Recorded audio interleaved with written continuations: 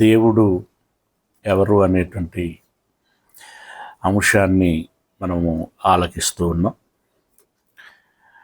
మొదటి దినమున్న సృష్టికి బదులుగా సృష్టమును పూజించాల్సినటువంటి మనిషి సృష్టికర్తను పూజించటము మానేసి సృష్టిని పూజించటం అనేటువంటిది జరుగుతూ వస్తున్నది. అది అనాలోచితము, అజ్ఞానము, మూర్ఖత్వము, తెలివి తక్కువతనము, బుద్ధిహీనత. ఇక ఆదతుపరి కొన్ని విషయాలను మనం ఆలకిస్తూ వచ్చాం. ఏంటి అని అంటే, లోకములో మన నిత్య అనుభవములో దేవుడు ఎన్నో రకాలైనటువంటి సాక్ష్యాలను ఉంచుతూ వచ్చాడు. అందులో ఒకటి, ఋతువులను కలుగచేసి మేఘాలను రప్పించి వర్షాలను కురిపించి పంటలను పండించి మన కడుపును నింపి హృదయాన్ని ఉల్లాసభరితముగా ఉంచటం మూలంగా తనను గూర్చినటువంటి సాక్ష్యము లేకుండా చేయలేదు, అంటే ఉంచాడు అని. ఇక రెండవ విషయము ఏంటి అని అంటే, క్రీస్తు యేసు అనేటువంటి తన కుమారుణ్ణి ఈ లోకములోనికి పంపించిన తర్వాత చంపబడి సమాధి చేయబడిన తర్వాత తిరిగి పునరుత్థానము గావింపచేసి తద్వారా దేవుడు ఒక ఆధారమును నమ్ముటకు కావలసినటువంటి ఆధారమును ఈ లోకములో ఉంచాడు. ఈ సంఘటన, ఈ సందర్భము అనేటువంటిది ఏదో ఒక చిన్న ప్రాంతానికి, ఒక మారుమూల గ్రామానికి, ఒక వీధికి సంబంధించినటువంటి విషయం కాదు. ప్రపంచమంతా మాట్లాడుకోగలిగేంత గొప్ప సందర్భము. జరిగిన నాడే ప్రపంచాన్ని ఏలుచున్నటువంటి కైసరు మొదలుకొని సామాన్య మానవుని వరకు ఈ సమాచార మాధ్యమాలు లేని రోజే మాట్లాడుకోగలిగేంత సంచలనాత్మకమైనటువంటి విషయం ఇది. ఇక తదుపరి దేవుడు అంతటితో ఊరుకొనకుండా సమాచారము తెలియనటువంటి ప్రతి వారికి సమాచారమును తెలియచేయాలని భావించి తన సేవకులని, పరిచారకులని, స్వచ్ఛందంగా ముందుకు వచ్చినటువంటి వారిని ఆయా ప్రాంతములోనికి పంపించి వారి వారి భాషలలో మాట్లాడించి వారికి అర్థమయ్యేటువంటి లిపికి సంబంధించినటువంటి పుస్తకాలను, అంటే బైబిళ్లను అందించి మెట్టుకి క్రీస్తుని గురించినటువంటి సాక్ష్యము ఆయన అందిస్తూ వస్తున్నాడు. ప్రియులరా, అంత మాత్రమే కాకుండా, లిపి ఇవ్వటమే కాకుండా, వారి భాషల్లో మాట్లాడటమే కాకుండా, చారిత్రకంగా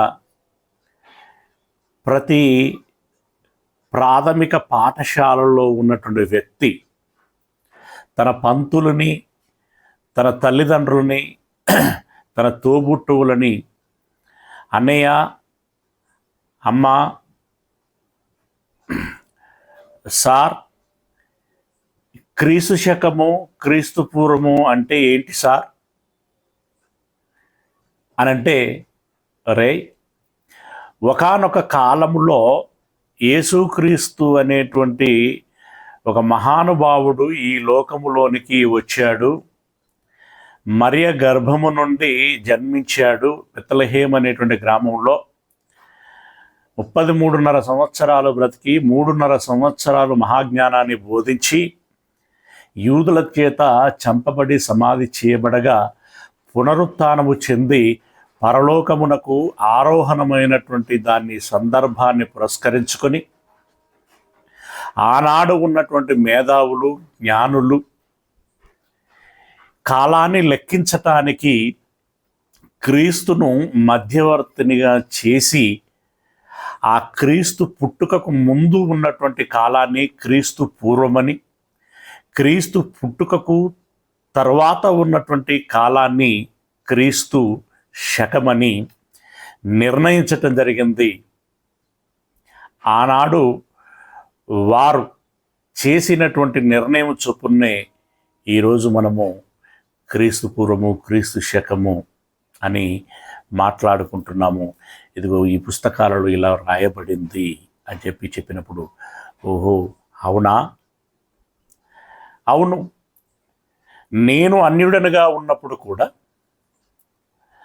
సాంఘిక శాస్త్రములో ఈ సంవత్సరాలను గురించి వ్రాయబడినటువంటి సందర్భంలో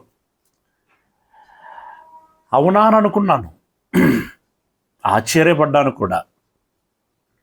ప్రియులరా, ఆ రకంగా చిన్న పిల్లోడు మొదలుకొని పండు వృద్ధుడి వరకు ఈ ఎరుగులాగున్న దేవుడు తనను గురించినటువంటి ఆధారములను, గుర్తులను ఈ లోకములో ఉంచుతూ వచ్చాడు. తనను గురించినటువంటి సాక్ష్యము లేకుండా ఏనాడు చేయలేదు. ఇక మనము గత ఎపిసోడ్లలో చెప్పుకుంటూ మాట్లాడుకుంటూ వస్తున్నాం. ఏంటి అది అనంటే 4 మహాసామ్రాజ్యములు ఈ ప్రపంచమును ఏలాయి అని. వీటిని ఎవ్వరూ కాదనలేరు. రోమీయులు ఇటలీని కేంద్రంగా చేసుకొని లేదా రోము పట్టణాన్ని కేంద్రంగా చేసుకొని ఈ ప్రపంచాన్ని పరిపాలించలేదు అని ఎవరైనా చెప్పగలరా? లేదు. అలెగ్జాండర్ నాయకత్వములో గ్రీకులు ఈ ప్రపంచాన్ని పరిపాలించారు అనే సంగతిని ఎవరైనా కాదనగలరా? లేరు. అదేవిధంగా మాదీయ పారసీక మహాసామ్రాజ్యము పరిపాలించింది అనంటే ఎవరైనా కాదనగలరా? ఏమండి, మన హైదరాబాదు పట్టణంలో పార్షిగుట్ట అనేటువంటి ఒక ప్రాంతం ఉంది. అక్కడ ఒక నిర్మాణం ఉంది. ఆ నిర్మాణము దేని తాలూకు అనంటే వాళ్ళ సాంప్రదాయము, వారి ఆచారాలను బట్టి మరణించినటువంటి వారిని వారు ఖననం చేయరు, అలాగని సమాధి కూడా చేయరు. ఒక లోతైనటువంటి అంటే ఎత్తైన స్థలములో ఒక లోతైన బావి మాదిరిగా ఒక నిర్మాణం చేస్తారు. అంటే జస్ట్ ఓపెన్ ట్యాంక్ మాదిరిగా. ఆ నిర్మాణములో ఈ చనిపోయినటువంటి శవాలను వేస్తారు.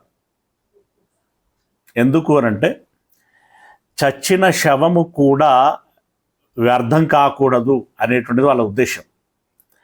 ఆ శవములను అందులో వేస్తే ఇక కాకులు, గద్దలు, తదితరమైనటువంటి పక్షులు ఆహారముగా భుజిస్తాయి అని చెప్పి భావిస్తారు. అలా భుజించేటువంటివి కూడా. రైట్. మరి పార్షిగుట్ట అని ఒక ఆనవాలు మన హైదరాబాదులో ఉన్నది అనంటే దాన్ని బట్టి మనం అర్థం చేసుకోవాల్సింది ఏంటి? ఆ రోజుల్లో ఉన్నటువంటి 125 సంస్థానములలో ఒక సంస్థానము హిందూ దేశం.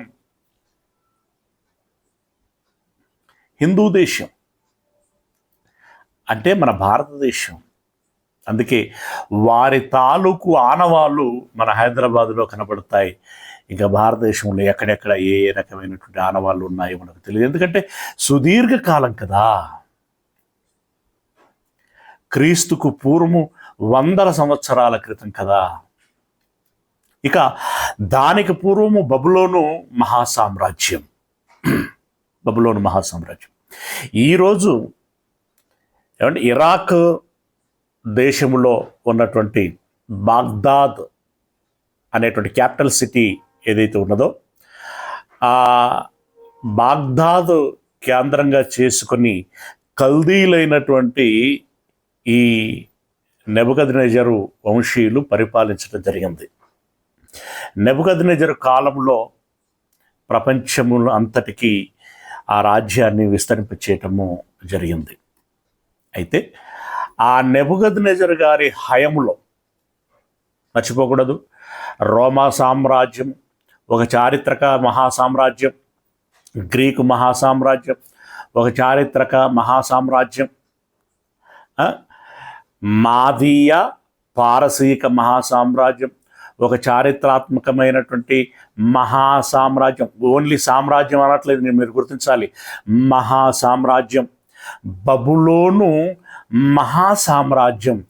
అసలు మహాసామ్రాజ్యం అంటే ఎలా ఉంటుందో ప్రపంచానికి చవి చూపించినటువంటి దేశం అది, సామ్రాజ్యం అది. ఓకే, అలాంటి మహాసామ్రాజ్యమునకు ఆద్యుడైనటువంటి అంటే విస్తరింపచేయటానికి మూలపురుషుడైనటువంటి వారు నెబుకద్నెజరు గారు. అప్పటికి వాళ్ళ రాజ్యం ఉంది, బట్ ఒక ప్రాంతానికి పరిమితమైంది.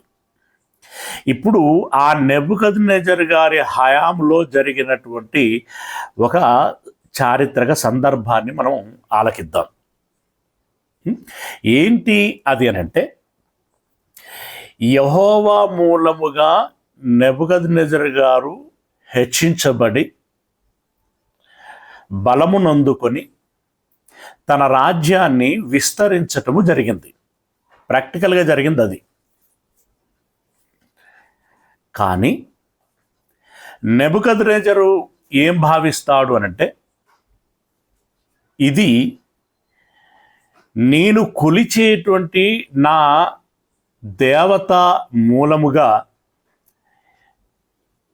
నేను దీనిని సాధించగలిగాను అని అతడు భావించాడు. రైట్. రెండవది ఏమనుకున్నాడు అనంటే, ఇది నా బలం, నా జ్ఞానం, నా సామర్థ్యం, ఆ సామర్థ్యముతోటి నేను దీనిని సాధించాను అని చెప్పి తాను భావించాడు. అయితే దేవుడు, ఒరే నీవు నీ సామర్థ్యంతో సాధించలేదురా అని తెలియచేయటానికి తాను 1 సంవత్సరం అంతా కూడా ఒక ఎద్దు, ఒక పశువు ఏ విధంగానైతే ఎండలో ఎండుతూ వానలో తడుస్తూ గడ్డిని మేస్తూ 4 కాళ్ళ మీద నడుస్తూ బ్రతుకుతుందో, నెబుకద్నెజరు అలా బ్రతుకులాగున చేశాడు. ఆ క్రమంలో తన జుట్టంతా పెరిగిపోయి మంచుకు తడిసి ఎండకు ఎండి గడ్డి తింటూ బ్రతుకుతూ ఉన్నటువంటి క్రమంలో జుట్టంతా అట్టగట్టిపోయింది. ఆ తదుపరి అతడు జ్ఞానోదయం పొందుకొని దేవుణ్ణి శరణు కోరటం మూలంగా మరలా సామాన్య వ్యక్తినిగా చేశాడు. అది ఒక సందర్భం. మరొక సందర్భము ఏమిటి అనంటే, తానేమనుకున్నాడు అనంటే, ఇప్పుడు ఏ మతపు వారికైనా ఒక భావన ఉంటుంది. ఏంటి ఆ భావన అంటే, నా మతము విస్తరించాలి, నా దేవుణ్ణి అందరూ పూజించాలి, నా దేవుడు ఘనంగా చాటబడాలి అనేటువంటి ఉద్దేశ్యము ఉంటుంది.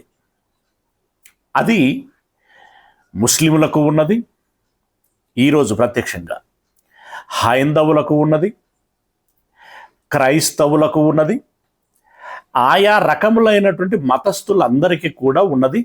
అదేవిధంగా సహజ సిద్ధంగానే ఆనాడు బబులోనీయులు ఏ దేవీ దేవతలు అనబడుచున్నటువంటి వాటిని పూజించారో వాటి తాలూకు ప్రభావము ప్రపంచమంతటికి వెళ్ళాలి అనుకున్నారు. అంటే లైక్ దట్ ప్రపంచాన్ని పరిపాలిస్తున్నటువంటి రాజ్యము ఒకటి, అలాగే ప్రపంచమంతా కొలిచేటువంటి దేవుడు ఒక్కడుగా ఉండాలి అని భావించాడు. అప్పుడు అతడు ఒక ప్రతిమను నిలబెట్టడం జరిగింది. దేవుడు అనబడుచున్నటువంటి దేవత అనబడుచున్నటువంటి ఒక ప్రతిమను నిలబెట్టడం జరిగింది. నిలబెట్టి మీ ఇష్టమైతే అని అనలేదు. ఏమన్నాడు అంటే, ఇదిగో ఇక్కడ అందుబాటులో ఎవరైతే ఉన్నారో వారు, అలాగే మిగిలిన ప్రపంచం అంతట్లో ఉన్నటువంటి వారందరూ కూడా దీన్ని దర్శించినటువంటి వేళ బూర ఊదబడగానే అందరూ సాష్టాంగపడాలి.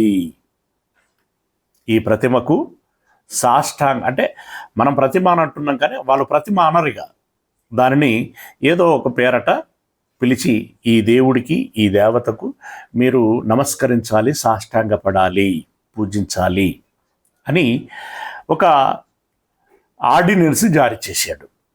అంటే అధికారికంగానే ఒక చట్టం తయారు చేశాడు, దాన్ని అనౌన్స్ చేశాడు. అప్పుడు ఇక రాజుగారి ఆజ్ఞ కాబట్టి, అందులో చక్రవర్తి కదండి, తన ఆజ్ఞ కాబట్టి శిరస వహించాలి అని చెప్పి భయపడి అందరూ సాష్టాంగ పడతారు. మీకు తెలిసిందే, దానియేలు గారు మహామేధావి, అంతకంటే ఎక్కువగా భక్తుడు. ఎవరి భక్తుడు అనంటే మనం మాట్లాడుకుంటున్నటువంటి సృష్టికర్త యొక్క భక్తుడు. నిన్న ప్రశ్నోత్తరాలలో మనం ప్రస్తావించుకున్నటువంటి విధంగా యెహోవా అనేటువంటి పదం యోహు అనేటువంటి పదము నుండి వచ్చిందని, యోహు అని అనగా ఉన్నవాడు అనేటువంటి అర్థం. ఆ ఉన్నవాడైనటువంటి దేవుడికి అతడు పరమ భక్తుడు. ఏమండి? అయితే మోషే గారి ద్వారా ఇవ్వబడినటువంటి ధర్మశాస్త్రాన్ని పాటిస్తూనే సొలొమోను గారి కాలంలో ఏర్పాటు చేయబడినటువంటి ఒక ఏర్పాటు లేదా అంది వచ్చినటువంటి ఒక అలవెన్స్ ఏంటి అనంటే,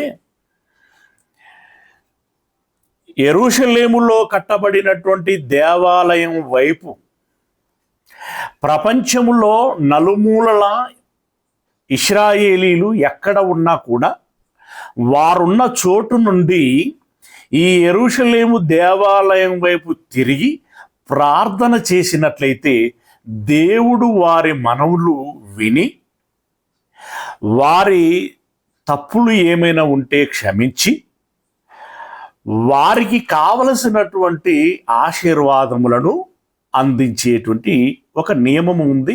అది సొలొమోను గారి యొక్క విజ్ఞాపన మేరకి దేవుడు తదాస్తు అని అన్నాడు. అలాగేరా అని చెప్పి మాటిచ్చాడు. అప్పటి నుండి వీరు యెరూషలేము వైపు తిరిగి ప్రార్థన చేస్తున్నారు. అయితే రాజుగారి యొద్ద నుండి ఈ రకమైనటువంటి చట్టము ఒకటి రిలీజ్ అయిందని తెలిసిన తర్వాత కూడా తెలియటం ఏంటండి, అప్పటికి ఆయనే ఒక ముఖ్య అధికారి. ఇదంతా కూడా తన కళ్ళ ముందే జరిగింది. మరి ఒక నెబుకద్నెజర్ లాంటి వ్యక్తి ఒక శాసనం చేస్తే దాన్ని అమలు చేసేటువంటి విషయంలో ఎంత పగడ్బందీగా ఉంటారు అనేటువంటి విషయం కూడా తనకు తెలుసు. తెలిసినప్పటికీ ఆయన తన వాడుక చొప్పున తన మేడ మీద గదిలోనికి వెళ్ళి యెరూషలేము వైపు ఉన్నటువంటి కిటికీని తెరిచి మారు ప్రార్థన చేస్తూ వచ్చాడు. ప్రియులారా, మరి ఇప్పుడు ఇక్కడ ఈ చట్టము ఇవన్నీ ఇలా ఎందుకు జరిగాయి అనంటే మనకు తెలిసిందే ఎందుకు జరిగాయి అన్నప్పుడు. ఇక్కడ నెబుకద్నెజరు పూజిస్తూ వచ్చాడు. ఎవరి హాయం నుండి అనంటే ఈ బబులోను రాజు అయినటువంటి నెబుకద్నెజర్ కాలములో నుండి ఆయన మొక్కుతూనే ఉన్నాడు. ఎప్పటిదాకా మాదీయుల రాజులు పరిపాలిస్తున్నంత వరకుని, ఆ పిమ్మట పారసీకులైనటువంటి కోరేషు రాజు పరిపాలించేంత వరకు ఈ అలవాటును అలాగే కొనసాగిస్తూ ఉన్నాడు ఆయన. ఈ క్రమమును చాలా జాగ్రత్తగా గమనించాలి.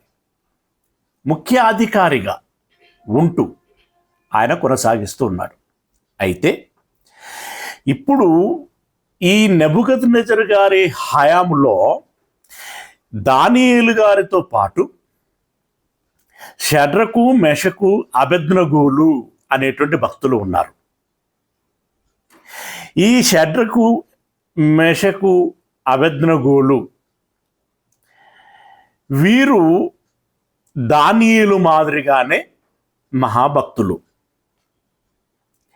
అయితే ఇక్కడ విషయం ఏంటంటే, దీంట్లో ఒక రాజకీయము కూడా చోటు చేసుకుని ఉన్నది. ఇందాక నేను చెప్పినట్టుగా నెబుకద్నెజర్కు ఉన్నటువంటి ఆలోచన ఏదైతుందో అది మాత్రమే కాకుండా కొంత రాజకీయం కూడా చోటు చేసుకుని ఉన్నది. ఎందుకు అనంటే, వీరి పరిపాలనలలో దానియేలుతో పాటు షడ్రకు, మెషకు, అబేద్నెగోలకి విస్తృత ప్రాధాన్యతను ఇచ్చి వారిని పరిపాలన విభాగములో పై స్థాయిలో ఉంచటం జరిగింది. విచారణకర్తలనుగా ఉంచటము జరిగింది. వాస్తవానికి ఆ రోజుల్లో యూదులు, ఇశ్రాయేలీలు ఎవరు లోకం దృష్టిలో? చెరపట్టబడినటువంటి వారు, దాసులుగా తీసుకురాబడినటువంటి వారు. అలాంటి కాందేశీకులుగా వచ్చినటువంటి వారు పరిపాలన విభాగంలో తలమానికగా ఉండటం ఏంటి? స్థానికులకు అది జీర్ణం కాలేదు. లేదంటే అది వరకే అధికారులుగా ఉన్నటువంటి వారికి అది వల్లపడలేదు. గనుక రాజుగారి దృష్టిలో వీరిని ఏ విధంగానైనా సరే దోషులనుగా చూపించి వీరి అధికారములను తొలగించాలి. వీలైతే వీరికి మరణశిక్ష పడేటట్లుగా చేయాలి. ఇక మరణశిక్ష పడితే పీడైపోతుంది, ఇక అధికారం అనేటువంటి అవకాశమే ఉండదు. తర్వాత ఆ పొజిషన్ మనం ఆటోమేటిక్గా తీసుకోవచ్చు అనేటువంటి ఉద్దేశంతో వారు కాచుకొని ఉన్నారు. ఆ క్రమంలో రాజుగారి నుండి శాసనము వెలువడిన తర్వాత ఈ షడ్రకు, మెషకు, అబేద్నెగోలు కూడా దానియేలు మాదిరిగానే లెక్క చేయకుండా వారు ప్రతిమకు సాష్టాంగ పడలేదు. బూర ఊదబడగానే అందరూ వచ్చి సాష్టాంగ పడుతున్నారు, వారు మాత్రం సాష్టాంగ పడలేదు. అయితే వీళ్ళు ఏంటంటే కింద నుండి నరుక్కుంటూ వెళ్ళేటువంటి ప్రయత్నం చేస్తున్నారు. ఇప్పుడు వాళ్ళు షడ్రకు, మెషకు, అబేద్నెగోలని టార్గెట్ చేశారు. వీళ్ళు సాష్టాంగ పడుతున్నారా లేదా? ఎందుకంటే యూదులు వారు నమ్మిన సిద్ధాంతము ఏదైతే ఉంటుందో, వారు నమ్మినటువంటి ఆచారము ఏదైతే ఉంటుందో దాన్ని వారు తూచా తప్పకుండా నిగ్రహంతో పాటిస్తారు. అందరూ కాదు, కొందరు. ఈ పాటించేటువంటి వారిలో ఒక పీక్ స్టేజ్లో ఉన్నటువంటి వారు ఈ నలుగురులో ఈ ముగ్గురు సాష్టాంగ పడటం లేదు. సాష్టాంగ పడకపోతే వెంటనే సాక్షులుగా అక్కడే కాచుకొని ఉన్నటువంటి కొంతమంది రాజుగారి దగ్గరికి వెళ్ళి, అయ్యా మీరు ఇలా ప్రతిమను పెట్టారు కదా, అందరినీ సాష్టాంగ పడమన్నారు కదా, ఇదిగో ఈ షడ్రకు, మెషకు, అబేద్నెగోలు సాష్టాంగ పడటము లేదు అని అంటే రాజుగారు వారిని పిలిపించారు. ఏంటి మీకు శాసనం తెలుసు కదా అంటే, తెలుసయ్యా. నింపాదిగా చెప్తున్నారు వాళ్ళు, తెలుసయ్యా. మరి మొక్కకపోతే ఏం జరుగుతుందో తెలుసు కదా, తెలుసయ్యా. అగ్నిగుండంలో వేస్తారని తెలుసు. అయినా మీకు భయం లేదా? మరి మొక్కరా? అగ్నిగుండంలోకి వెళతారా అని అంటే, మీరు అగ్నిగుండంలో వేస్తే మా దేవుడు మమ్మల్ని కాపాడుతాడు. రాజుగారు తెలుసుకోవాల్సిన విషయం ఏంటంటే, రాజుగారు తెలుసుకోవలసినటువంటి విషయం ఏంటంటే,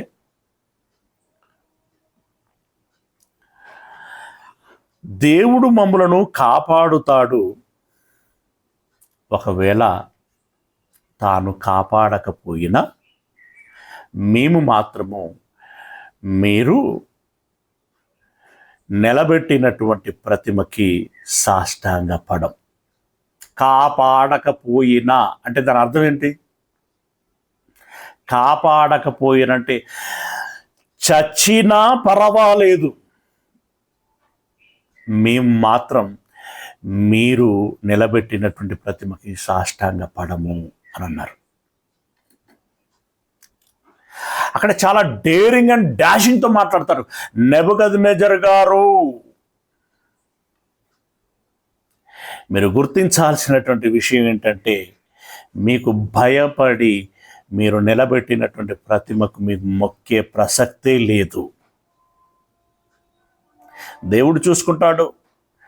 ఒకవేళ చావాల్సి వస్తే చస్తాం, కానీ మొక్కేటువంటి ప్రసక్తి లేదు అని అన్నారు. నెబుకద్నెజర్కి కోపము నశాలానికి అంటింది. ఏకు మేకయ్యింది ఏందిరా అనుకున్నాడు. పడేయండి అగ్నిగుండంలో అన్నారు. పైగా ఏం చేయమన్నాడు? ఇది వరకు మండుచున్నటువంటి దానికంటే 7 రెట్లు పెంచండి తీవ్రత అన్నాడు. బగబగ మండిపోతున్నటువంటి ఆ అగ్నిగుండంలో కొంతమంది వ్యక్తులు పట్టుకెళ్ళి ఈ ముగ్గురిని అందులో పడేశారు. బాధాకరమైనటువంటి ఆశ్చర్యకరమైనటువంటి విషయం ఏంటంటే, బాధ అని ఎందుకంటున్నట్టంటే మనిషే కాబట్టి. ఎవరికైనా మంట మంటే ఉంటుంది, మరణం మరణమే. అది బాధాకరమైన విషయం కాబట్టి ఆ మాట అన్నాను. బాధాకరమైన విషయం ఏంటంటే, ఎవరైతే పట్టుకెళ్ళి అగ్నిగుండంలో వీరిని పడేశారో, పట్టుకెళ్ళినటువంటి వారు ఆ అగ్ని తీవ్రతకి మాడిపోయి మరణించారు. వేసిన వారు అంటే, ఇప్పుడు ఆ అగ్నిగుండం యొక్క తీవ్రతను మీరు ఆలోచించండి. ఎంతగా పెంచి ఉంటాడు ఇక్కడ నెబుకద్నెజర్. అంత పెంచితే వేసిన వారు మరణించారు. మరి వేయబడినటువంటి వారి సంగతి ఏంటి అనంటే, వేసిన తర్వాత అందరూ ఇక క్యూరియాసిటీతో ఉంటారు కదా. ఇక వీళ్ళు చచ్చిపోతారు, మాడిపోతారు, ఇక మసైపోతారు, ఏం కనపడకుండా అయిపోతుంది, పీడ పోయింద్ర బాబాయ్ అని అనుకుంటున్నటువంటి తరుణంలో నెబుకద్నెజర్ తీక్షణంగా చూస్తుంటే, నెబుకద్నెజర్కి అందులో ఒక సినిమా కనబడుతుంది, వీడియో. ఏంటి? షడ్రకు మెషకు అబేద్నెగోలు హాయిగా జాలీగా హ్యాపీగా అందులో సంచారం చేస్తున్నారట. ఏదో మనము ఒక గార్డెన్లోకి వెళ్ళి లేదా ఒక ప్రకృతి వనములోనికి వెళ్ళి ఆ ప్రకృతిని ఆస్వాదించుకుంటూ సేద తీరుతూ నడిచినట్లుగా ఈ ముగ్గురితో పాటు ఎవరున్నారంటే, వీళ్ళను ప్రొటెక్ట్ చేయటానికి వచ్చిన ఒక దేవదూత. మేబీ నేను అనుకుంటున్నాను, ఇలా వచనాలు లేవు. తన దూతలను వాయువులు గాను అగ్ని జ్వాలలను గాను చేయువాడు ఆయన. ఇప్పుడు అగ్నిగుండం అంటే ఏంటి? ఒక దేవదూత. దేవదూత అంటే ఏంటి? పరిచారకురాలు, సేవకురాలు. ఎవరికి? దేవుడికి, తన పిల్లలకి. అలాగే జలముల దూత, జలముల దూత అది దేవదూతే, అది పరిచారకురాలే, సేవకురాలే. ఈ అగ్ని జ్వాలలుగా మండుచున్నటువంటి దేవదూత దగ్గరికి మేబీ జలముల దేవదూత వచ్చి, ఒరే అగ్ని, వీళ్ళు దేవునికి మోస్ట్ వాంటెడ్ బిడ్డలు. వీరిని మనం కాపాడుకోవాలి. నేను మరి నీ ఉష్ణ తాపం పడకుండా వీరికి ఒక కవచంగా నీరుడుగా నేను ఉంటాను, నువ్వు ఫీల్ అవ్వకే. మరి మనం దేవుని ఆజ్ఞను శిరస వహించాలి కదా అని చెప్పి వారు మాట్లాడుకొని అలా మీకేం కాదు నేనున్నాను, నాతో రండి అని చెప్పి ఆ దేవదూత వీళ్ళను వెంట పెట్టుకుని అందులో సంచారం చేసింది అని నేను అనుకుంటున్నాను. ఈ దృశ్యము చూసిన తర్వాత ఇప్పుడు నెబుకద్నెజరు గడగడ గడగడ వణికిపోతున్నాడు. ఎందుకంటే కని విని ఎరగనటువంటి దృశ్యం అది. ఇది వరకు ఎంతో మంది నేరస్తులను అలాంటి అగ్నిగుండములు ఎవరైతే వేయబడ్డారో వారు వేయబడినట్లుగానే చూస్తూ ఉండగానే కాలి బూడిదై మసైపోయి కనిపించకుండా పోయినటువంటి పరిస్థితి. కానీ వీరు మాత్రం హ్యాపీగా తిరుగుతున్నారు. అప్పుడు అక్కడ ఉన్నటువంటి సేవకులను అడిగాడు, అరే మనం అగ్నిగుండంలో ఎంతమందిని వేసాం? అయ్యా 3 వేసాం కదయ్యా. అవును, మరి అందులో 4 తిరుగుతున్నారేంటి? 4 తిరుగుతున్నారేంటి? ఏమోనయ్యా, ఇక మన అగ్ని వాళ్ళని ఏం చేయలేదులే కానీ బయటికి తీయండి అన్నాడు. బయటికి తీయండి. బయటికి తీశారంటే ఇక దానికి ఏదో ద్వారం ఉంటుంది, రమ్మనగానే వచ్చేసారు. బయటకు వచ్చిన తర్వాత అందరూ వాళ్ళ జుట్టును ఇట్లా తాకి చూస్తున్నారట. అట్నే ఉన్నాయా? ఏం కాలేదేంది జుట్టు ఏం కాలేదు. మామూలుగా అగ్నిలో పడగానే ఫస్ట్ ఎఫెక్ట్ అయ్యేది ఏంటంటే జుట్టు. ఆ జుట్టు చెరగని జుట్టుగా ఉన్నట్లుగానే ఉండిపోయింది. వస్త్రాలు కాలలేదు. కనీసం ఒక అగ్ని పొగ వాసన ఏమన్నా అని స్మెల్ చేశారట. వాసన కూడా లేదు, ఫ్రెష్గా ఉన్నారు. ఇది ఎప్పుడైనా జరిగిందా? కని విని ఎరగనటువంటి సంఘటన. ఇది ఎలా సాధ్యమైంది? ఎలా సాధ్యమైందంటే ఇంకేముంది, అర్థమైపోతున్నది కదా.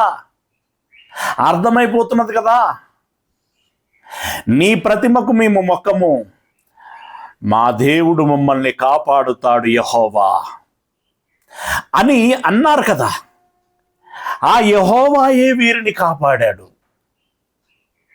ప్రత్యక్ష సాక్ష్యము, నేనే సాక్షిని, యెహోవాయే వీరిని కాపాడాడు అని ఎరిగి ఇప్పుడు తాను నోరు తెరిచి మాట్లాడుతున్నటువంటి మాటలు. ఏమంటే ఇవన్నీ మీరు ఈ అధ్యాయంలో రాయబడినటువంటి విషయాలు, ఈ పుస్తకంలో రాయబడినటువంటి విషయాలు అవన్నీ మీరు చదువుకోవాలి. అవన్నీ చదువుతూ వివరిస్తే ఇంకా సమయం ఎక్కువ ల్యాగ్ అవుతుందని నేను కేవలం నోటి మాటలతో అవి చెప్పుకుంటూ వచ్చాను. వారికి ఏం కాకపోవటం మూలంగా ఆశ్చర్యపోయినటువంటి ఈ నెబుకద్నెజర్ గారు మాట్లాడుచున్నటువంటి మాట. దానియేలు గ్రంథం 3వ అధ్యాయము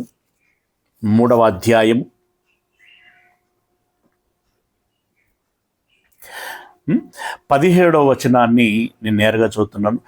మేము సేవించుచున్న దేవుడు మండుచున్న వేడిమి గల ఈ అగ్నిగుండములో నుండి మమ్మను తప్పించి రక్షించుటకు సమర్థుడు, మరియు నీ వశమున పడకుండా ఆయన మమ్మను రక్షించును. ఒకవేళ ఆయన రక్షింపకపోయినను రాజా నీ దేవతలను మేము పూజించమనియు.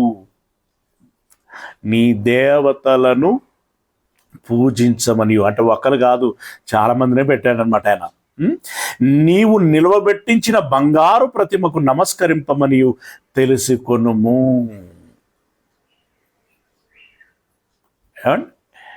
బంగారు ప్రతిమకు మేము మొక్కము. ఇక తర్వాత 22వ వచనం, రాజాజ్ఞ తీవ్రమైనందునను గుండము మిక్కిలి వేడిమి గలదైనందునను షడ్రకు మెషకు అబేద్నెగోలను విసిరివేసిన ఆ మనుష్యులు అగ్ని జ్వాలల చేత కాల్చబడి చనిపోయిరి. వేసిన వారు చనిపోయారు, వేయబడినటువంటి వారికి ఏమీ కాలేదు.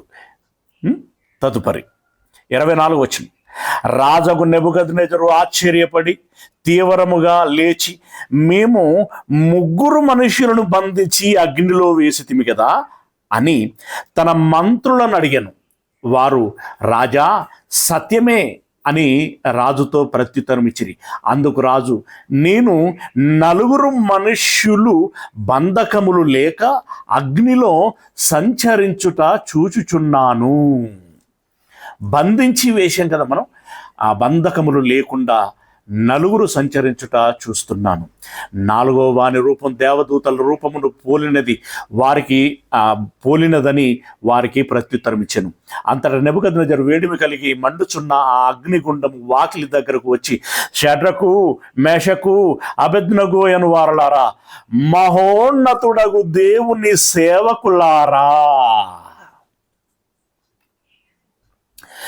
ఎవరి నోట ఏ మాట అనిపించగలిగారో మీరు గమనించండి.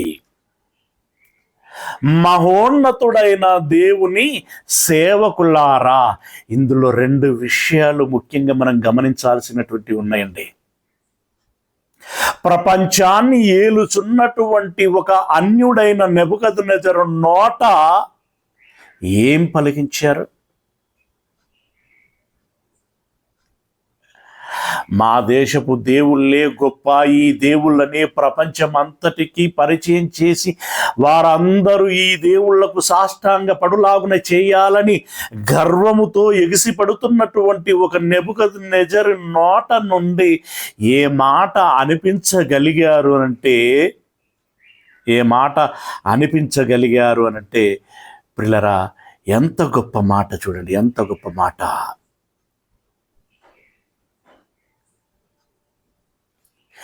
ఏమన్నారు?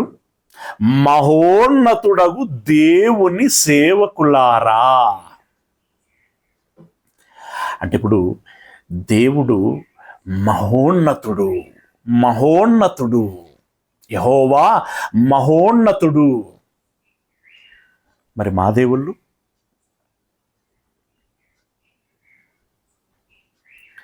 పరిగణలోనికి రారు. రెండవది ఏంటంటే, ఆ దేవుని యొక్క సేవకులారా. అంటే గొప్ప దేవుడు యెహోవా అని చెప్పించగలిగారు. అలాగే ఆ దేవునికి తగినటువంటి సేవకులు అనేటువంటి సాక్ష్యాన్ని సంపాదించగలిగారు. మన జీవితంలో ఈ 2 విషయాలను చూపించగలిగితే అంతకంటే ధన్యత మరొకటి ఏముండదండి. ఇప్పుడు ఏ క్రైస్తవ్యాన్ని గురించి, ఏ క్రీస్తుని గురించి, ఏ బైబిల్ గురించి, ఏ యెహోవాను గురించి ఇష్టం వచ్చినట్టుగా కారు కూతలు కూస్తూ వారికి దన్నుగా ఉంటున్నటువంటి ప్రభుత్వాలు ఉన్నాయో, ఆ ప్రభుత్వాలకి మనం ఏం చూపించగలగాలి? ఎవరిని తిట్టాల్సినటువంటి అవసరం లేదు, కొట్టాల్సినటువంటి అవసరం లేదు, దూషించాల్సినటువంటి అవసరం లేదు. నీవు నిజాయితీగా నీ విద్యుక్త ధర్మమును నీవు నెరవేరుస్తూ, నీ కన్న తండ్రి ఆజ్ఞలను నువ్వు పాటిస్తూ, క్రీస్తు యేసుల వారు చూపించినటువంటి మార్గంలో నువ్వు నడుస్తూ, ఆయన బోధించినటువంటి ఆజ్ఞలను నీవు శిరసా వహించినట్లయితే నీ దేవుడు నీ ప్రవర్తన మూలముగా ఏమంటే ఈ సందర్భంలో ఈ పేజీని ఇలాగే ఉంచి నాకు ఇప్పుడే జ్ఞాపకం వస్తున్నది, సందర్భం వచ్చింది కాబట్టి, మత్తయి సువార్త 5వ అధ్యాయము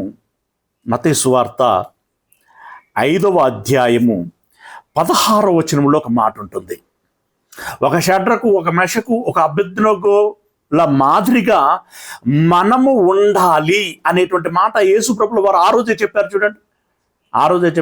16వ వచనంలో, మనుష్యులు మీ సత్క్రియలను చూచి పరలోకమందున్న మీ తండ్రిని మహిమపరుచున్నట్లు వారి ఎదుట మీ వెలుగు ప్రకాశింపనీయుడి అని అన్నాడు. మనుషులు మిమ్మలను చూస్తే పరలోకమందున్నటువంటి మన తండ్రిని మహిమపరచాలి. ఎస్, నిజమైన దేవుడు ఆయనే, సత్యమైనటువంటి దేవుడు ఆయనే, జీవం కలిగినటువంటి దేవుడు ఆయనే, శక్తి కలిగినటువంటి దేవుడు ఆయనే, మహిమ ప్రభావములు కలిగినటువంటి దేవుడు ఆయనే. ఆయన ముందు ఏది నిలబడదో అన్నీ బలాదురే అని నిన్ను తిట్టిన నోర్లే, నిన్ను తెగిడిన నోర్లే పొగడాలి. అంత గొప్పగా నీవు నీ ప్రవర్తనను కలిగి ఉండాలి. ఎస్, షడ్రకు మెషకు ఎంత నిజాయితీగా చెప్పారు, ఎంత స్ట్రైట్గా చెప్పారు కదా.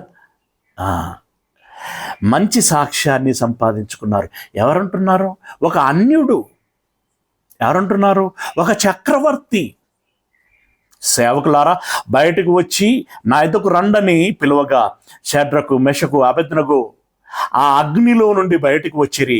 అధిపతులను, సేనాధిపతులను, సంస్థానాధిపతులను, జాగ్రత్తగా గమనించండి, అధిపతులను, సేనాధిపతులను, సంస్థానాధిపతులు. సంస్థానం అనంటే, అధిపతులు అనంటే ముఖ్య కేంద్రములో ఉండేటువంటి అధికారులు.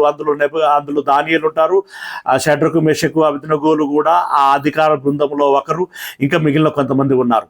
వారు కాకుండా ఇంకెవరెవరు ఉన్నారు ఇక్కడ? అధిపతులను, సేనాధిపతులు అంటే సైన్యమునకు అధిపతులు, 100 మందికి 400 మందికి అధిపతులు ఉంటారు కదా, ఆ అధిపతులు. సంస్థానాధిపతులు. సంస్థానాధిపతులు అని అంటే ఇప్పుడు మనం 120 సంస్థానములు అని మాట్లాడుకుంటున్నామే ప్రపంచంలో. ఆ రోజుల్లో ఏర్పాటు చేయబడినటువంటి సంస్థానములు. ఆ సంస్థానం అంటే సామంతరాజులు. సంస్థానాధిపతులు అని అంటే సామంతరాజులు. సామంతరాజులకు కూడా తెలియచేయబడుచున్నది. సేనాధిపతులను, సంస్థానాధిపతులను, రాజు యొక్క ప్రధాన మంత్రులను. మంత్రులు ఉంటారు, అందులో ప్రధాన మంత్రులు ఉన్నారు. ప్రధాన మంత్రులను కూడి వచ్చి, అందులో హిందూ దేశం కూడా ఉంది, మర్చిపోకూడదు. కూడి వచ్చి ఏమన్నారు?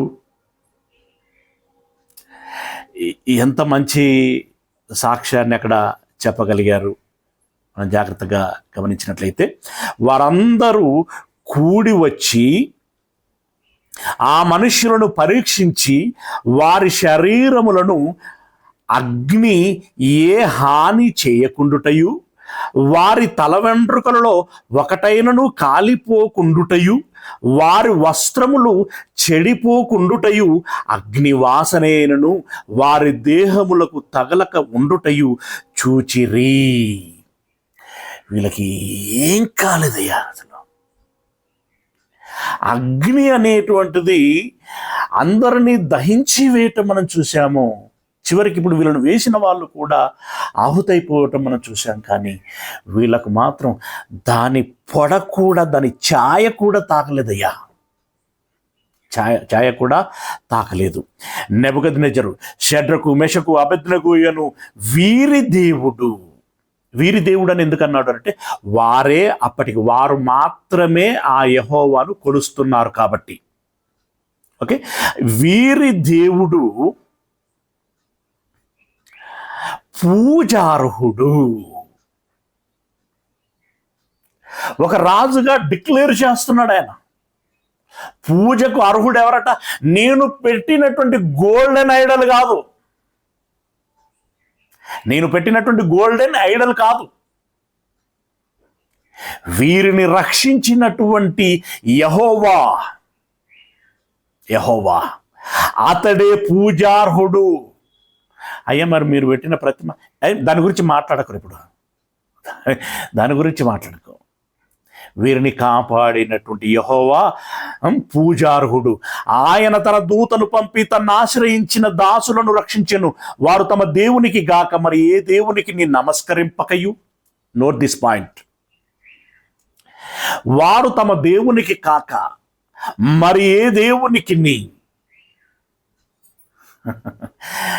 నేను పెట్టిన దేవుడైనా, మరి ఏ దేవునికి పూజించక నమస్కరింపక, ఏ దేవుణ్ణి సేవింపకయు వందుమని తమ దేహములను అప్పగించి, అంటే కాన్ఫిడెన్స్ వాళ్ళ కాన్ఫిడెన్స్ లెవెల్ ఎంత ఉన్నది అనేటువంటి విధానంలో ఇక్కడ మాట్లాడుతున్నాడు.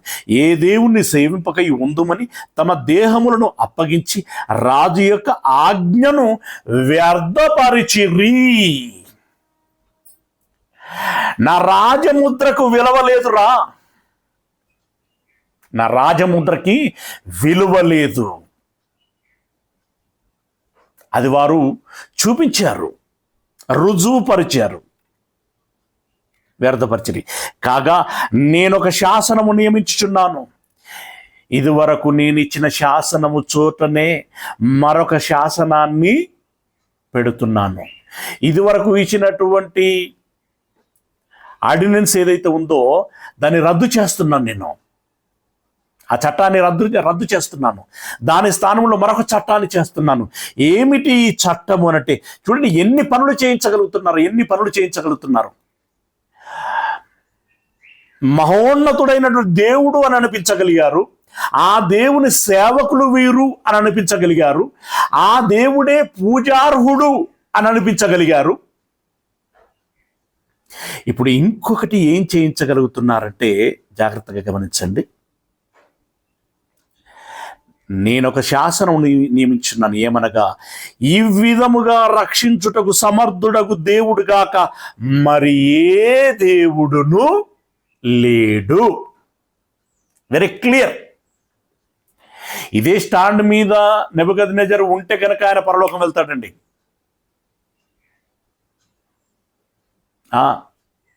మరి ఉన్నాడా లేదా అనేటువంటిది మళ్ళీ దాని గురించినటువంటి దాఖలాలు మనకు ఉండవు.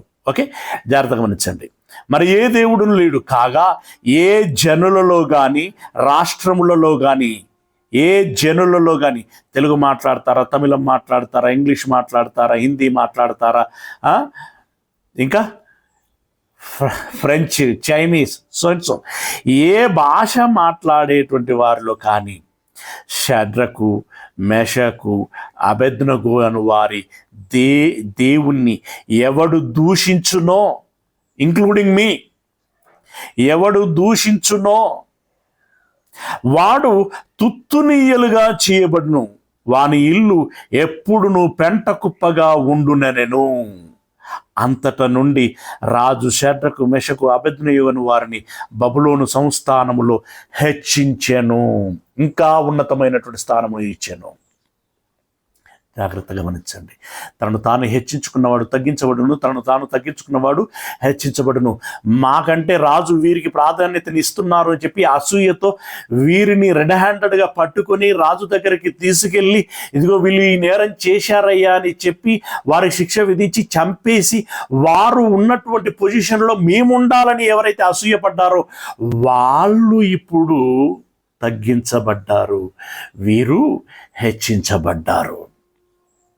ఇప్పుడు ఇక్కడ మనకు చారిత్రాత్మకమైనటువంటి గొప్ప ఆధారము, రుజువు ఏంటంటే, బబులోను మహాసామ్రాజ్యాధినేత అయినటువంటి ఒక మహాచక్రవర్తి నెబుకద్నెజరు గారు ప్రత్యక్షంగా ఎరిగి స్వతహాగా తన నోటితో ఒప్పుకోగలిగినటువంటి మాట ఏంటంటే,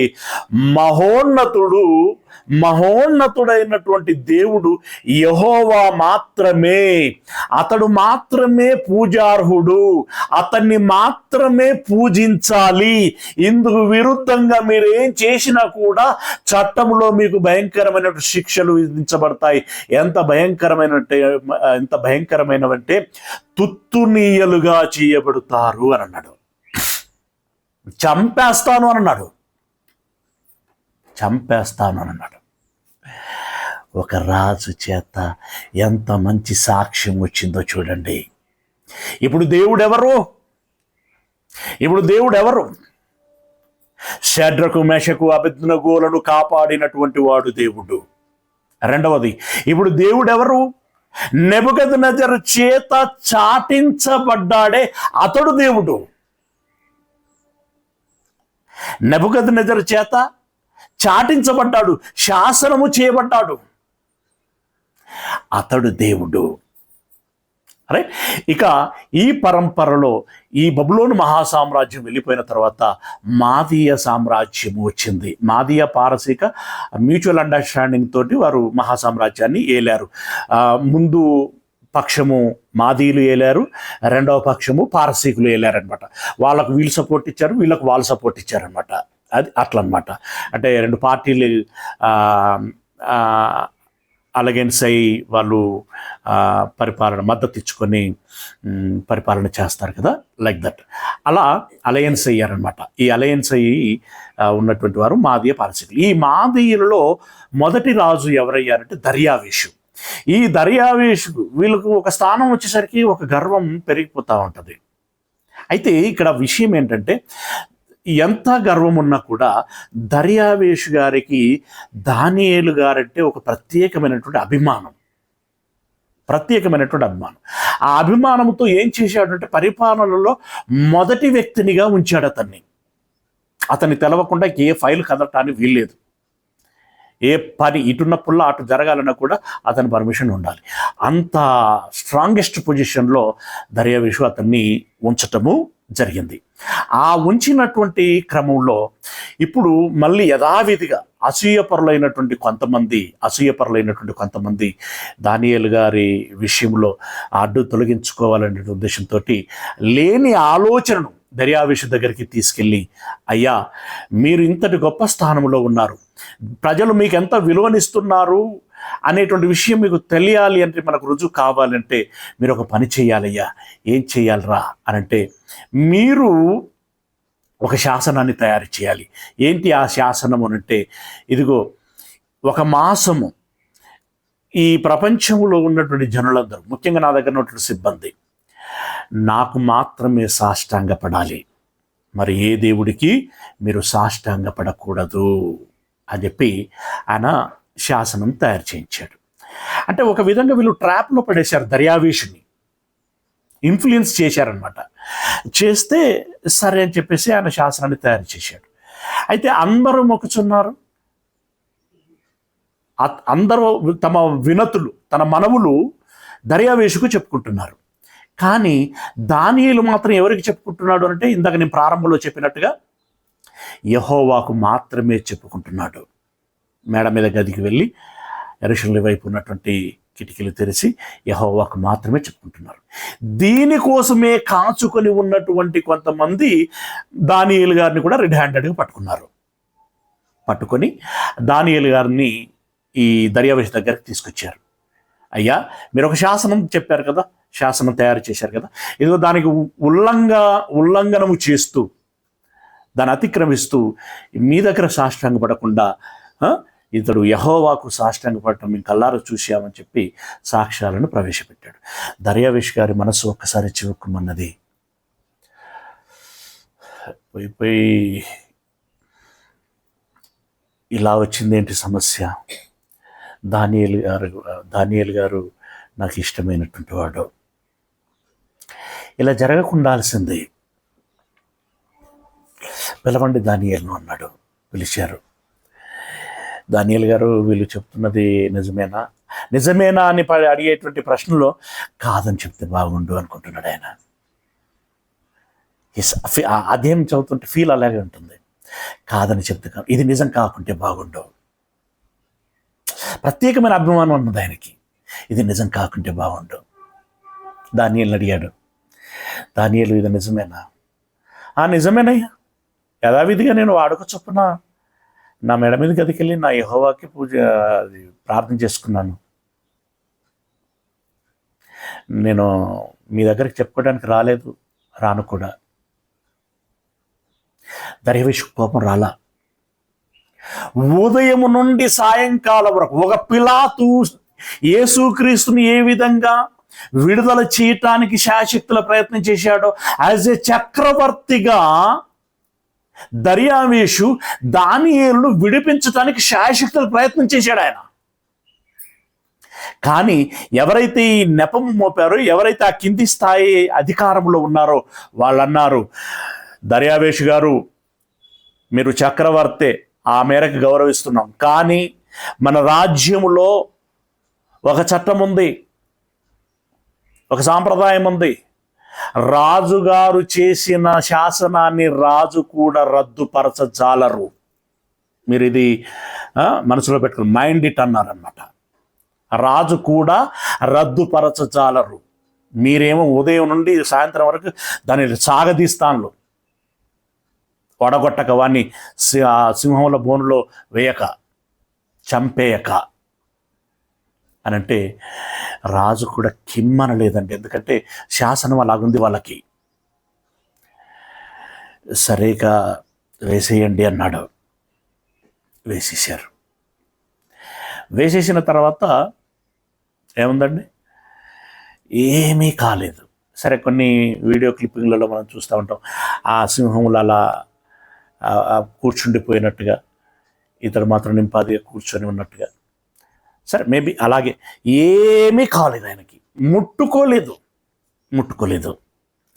రాజుగారికి మంచి నిజాయితీపరుడైనటువంటి, నిబద్ధత కలిగినటువంటి, మంచి జ్ఞానము కలిగినటువంటి ఒక వ్యక్తిని కోల్పోతున్నామే, ఇంత ఘోరం జరిగిపోయింది.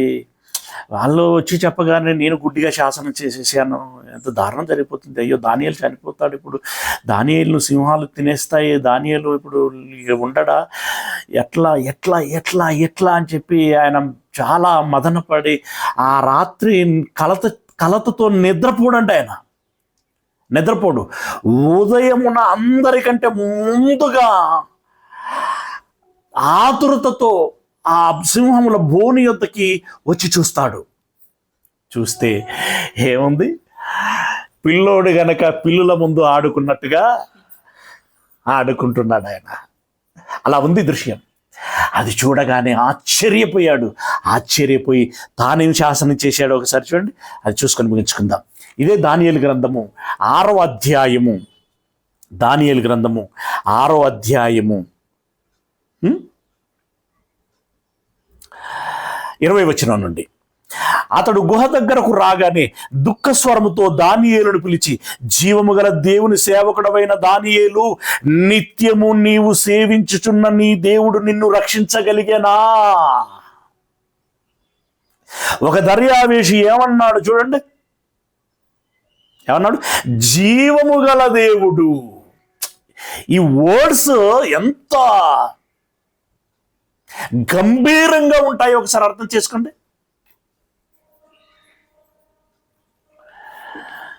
మన నరేంద్ర మోడీ భారతదేశంలో మనం ఏమేమో అనుకుంటున్నాం, కానీ కాదండి, క్రైస్తవులు యేసుక్రీస్తు చెప్పిన దేవుడే నిజమైన దేవుడు, ఇప్పుడే నాకు మనోనేత్రములు తెరవబడ్డాయి అని గనక గట్టిగా ఒక పెద్ద సభలో అనౌన్స్ చేస్తే ఎలా ఉంటుంది?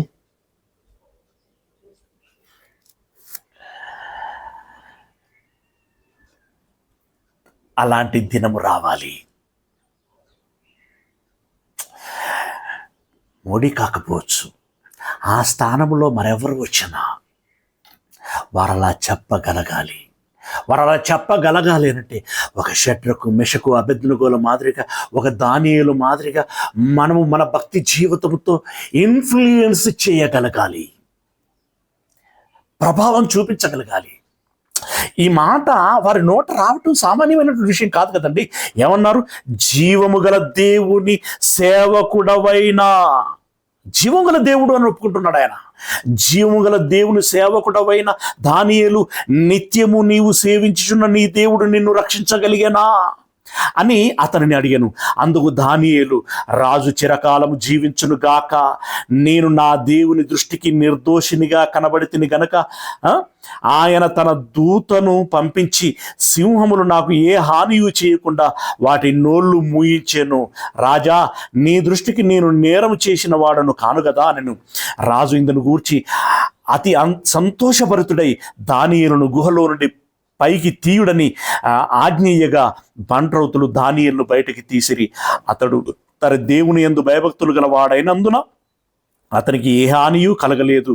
రాజు ఆజ్ఞేయగా దానియేలు మీద నింద మోపిన ఆ మనుషులను వారు తోడుకొని వచ్చి సింహముల గుహలో పడద్రోసి వారిని, వారి కుమారులను, వారి భార్యలను పడద్రోసిరి. వారా గుహ అడుగునకు రాక మునుపే సింహముల పాలైరి. సింహములు వారి ఎముకలను సహితము పగల కొరికి పొడి చేసెను. అంటే దానియేలు మీద ఎవరైతే నెపం మోపారో వాళ్ళ కుటుంబాలను అన్నింటినీ అందులో పడేశారట. అప్పుడు ఏమండి, రాత్రంతా అందులో ఉన్న సింహము దానియేలు ముట్టుకోలేదు, వీళ్ళని మాత్రం ఇలా వేస్తుండగానే క్యాచ్ అందుకున్నాయట. అందుకొని ఎముకలను కూడా పిండి వల చేసేయట. ఓకే, 26వ వచనం నుండి 25వ వచనం నుండి చూద్దాం. ఏమన్నాడు? అప్పుడు రాజగు దర్యావేషు లోకమంతట నివసించు సకల జనులకును రాష్ట్రములకును ఆయా భాషలు మాట్లాడు వారికి, ఇక్కడ కూడా ఇంక్లూడింగ్ హిందూ దేశం, ఆయా భాషలు మాట్లాడు వారికి, ఆయా రాష్ట్రముల వారికి అని అన్నాడు. ఆయా రాష్ట్రం అంటే ఆ రోజుల్లో దేశం. ఓకే, సకల జనులకును రాష్ట్రములకును ఆయా భాషలు మాట్లాడు వారికి ఇలాగూ రాయించాను. మీకు క్షేమాభివృద్ధి కలుగును గాక. నా సముఖమున నియమించినదేమనగా శాసనం, నా రాజ్యములోని సకల ప్రభుత్వముల యందుండు నివాసులు దానియేలు యొక్క దేవునికి భయపడుచు ఆయన సముఖమున వణుకుచుండవలెను. దానియేలు గారి దేవుడికి మనమందరం భయపడాలి. ఆయనే జీవము గల దేవుడు.